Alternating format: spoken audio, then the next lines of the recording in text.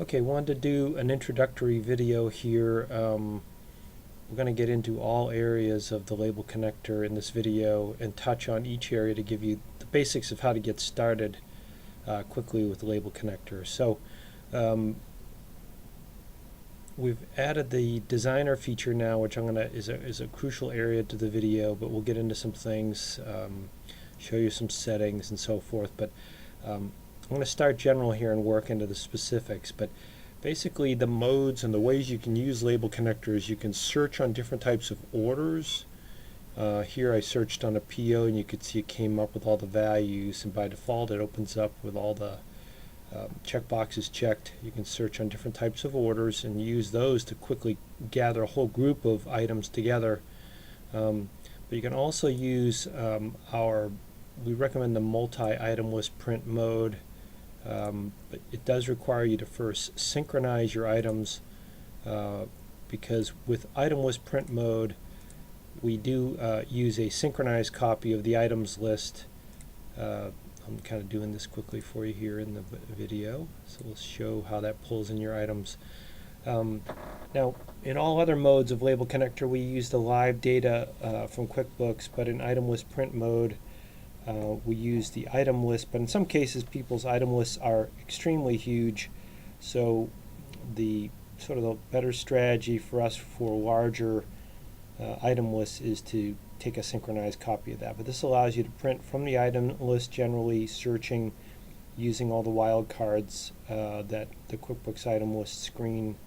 So those are the searching is something you should be familiar with. You can select an item.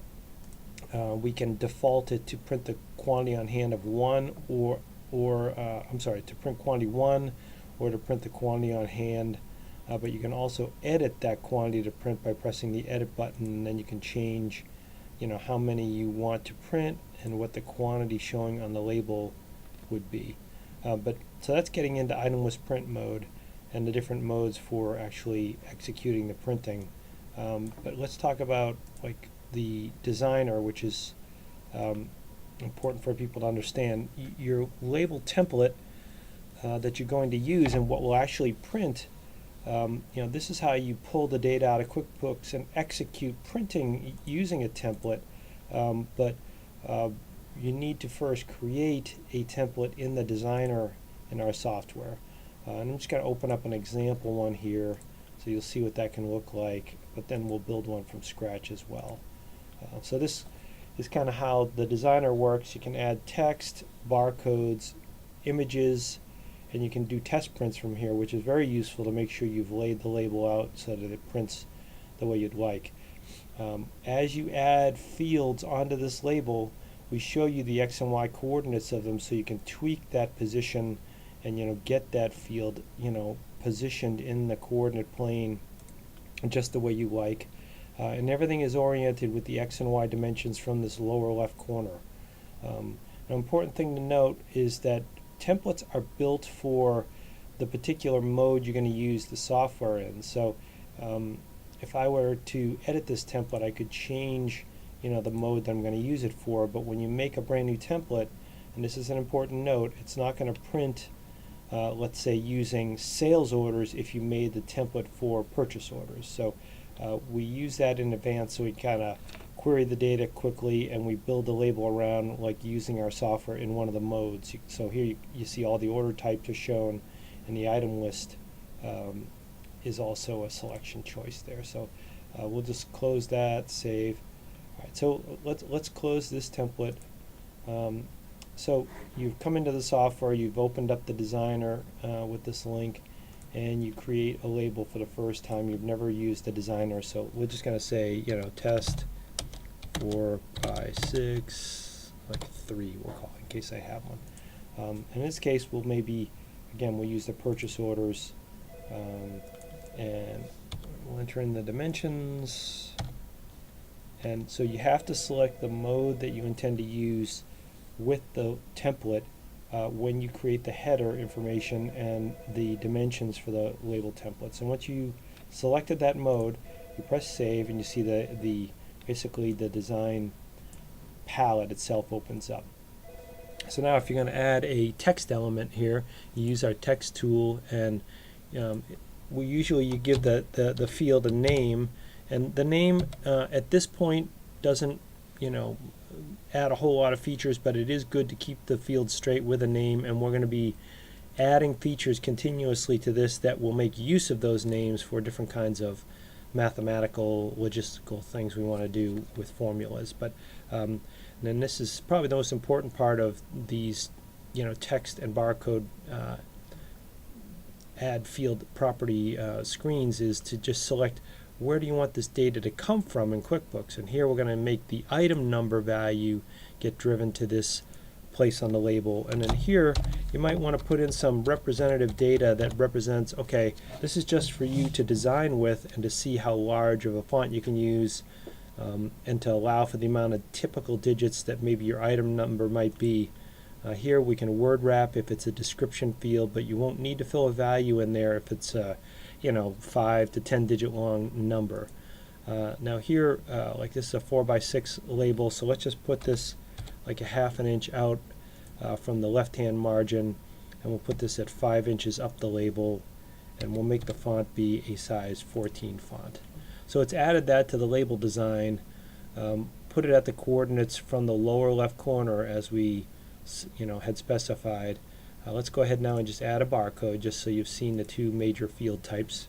We'll call this barcode 1. Okay, it can be any name you want, just to help keep them straight. And let's say in this case, well, I'm gonna just so that the data will for sure be there when we run a quick printing test. I'm also going to use the item for this, but you can barcode any of these values. So you can even use the QuickBooks barcode number. You could, manufacturer's part number. Any, most of the time it's an alphanumeric type of a value, but we'll just use the item number again here, so that when we do a test print, we want to make sure it's got data populated in it. So, in this case, again, we'll just put in some test data, so you can kind of see how long your barcode's going to be. Because barcodes, the length of the barcode, of course, will vary, and the amount of bars will be proportional to how many digits you have in it. Code 128, we'll use that just for our test, but we support various types of barcodes, including a 2-dimensional barcode here, and we'll be adding to this list as well. So the barcode height, let's just make it like a ½ inch tall barcode by like 2 inches wide, and let's put this also at a ½ inch, and then we'll put this at like 4 inches up. And the font size helps regulate, how large the human readable font will be underneath the barcode. So we've added a barcode and a text field. We'll show you the add image feature in our next video, but this will get, most customers, again, this is sort of the general idea, is going through these 2 dialog boxes to add these fields, and you can edit these if you decide, okay, I want to change the position is the most common thing you might do, or you might increase the font size of the label. And you can always, if you're going to make future templates, you could save as and just create, test 4x6, number 4, or it might be something more indicative of maybe for a particular customer for you, but you can morph, your next template out of a previous template by just using the save as function here. So we can also help you build your first template and send that to you, and then you can just use this import feature to go ahead and just import that, from the XML folder. So we can help you, create that first template and just send it to you for importing. So so now that we have this test 4x6, let's go ahead and just actually, maybe what I'll do is let's go ahead and just edit that name, so we'll just know for demo, and then save. Okay, so now we know how to spot it from the template list for this video. So alright, so we'll close the designer. Now let's go ahead and what you would normally do when you come in the morning is you would, just if you want to print labels for a particular PO or sales order or invoice, you just put the invoice number in. It remembers the last printer and last template you used. So in this case, we just changed that to a new template. let's just go ahead and, just for demo reasons, and now we're going to print to the XPS document writer. So this is just going to make a file, but normally it would just stream labels out of your printer.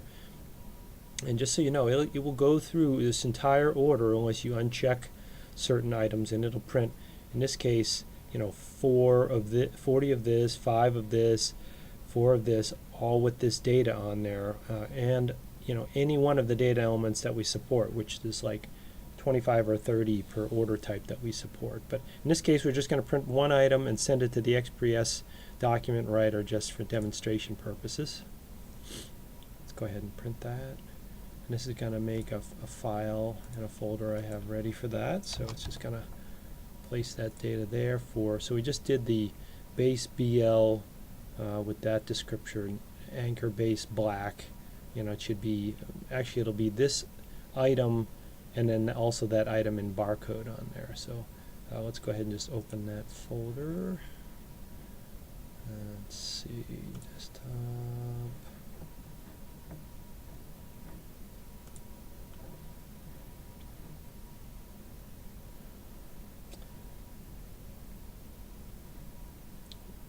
Okay, grab that right here. Okay, so it's printed the barcode label for that particular item, but again, this is just a simulation of printing, just one label to the XPS document writer. But again, this would be substituted by, quantity 5 of this would come out, or whatever the quantity is of that order, and then immediately right after that, the next item label in that proper quantity would also be produced. So I hope this answers some of the general questions you have about label connector. So again, the workflow when you first come into the software is you'll see this main search page. You have to go into the label designer, and when you create a new label design, you have to specify the order that you intend to use it with so that it will work with your dimensions.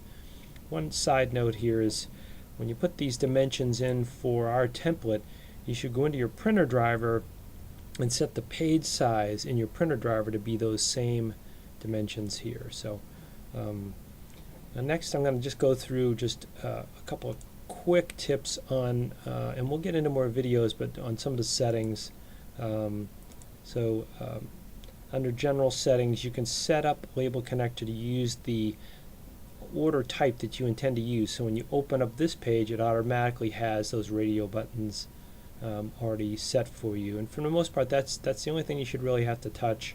You'll want to use our designer. We also have an option to use the bartender designer to do some more advanced designing as well. But so that's under general settings, and then under some of the different order types, there's settings that can be very useful. Like I'll just open up invoices, and it's very similar for all three.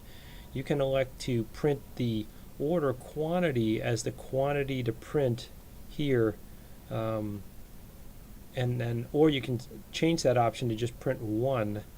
So let's just do that for this purchase order. So if we change that setting, in this case, to print just one label per line item, and save. Now the print quantity by default has changed to 1, and what we can do is put this quantity, if you elect to, you can put this quantity that's shown here, that was the order quantity, you can put that on the label, and that's for smaller objects where you're going to maybe have one bag with 50 in it, so if the order is for 50, you can just print one label.